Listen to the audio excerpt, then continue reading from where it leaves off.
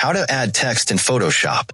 In today's tutorial, I will show you how to add text to your design like a pro. Let's get started. Open Adobe Photoshop, create a new document file, or open an existing one. Locate the toolbar on the left side of the screen.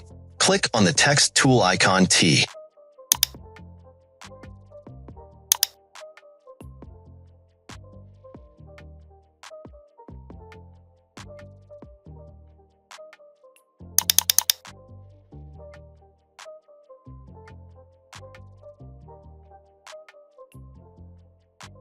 Choose your desired font from the drop-down menu.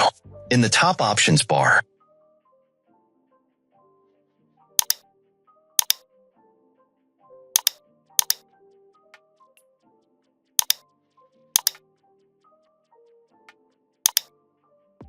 if you enjoyed this video on how to add text in Photoshop and found it useful, like and subscribe for more design tips and tricks.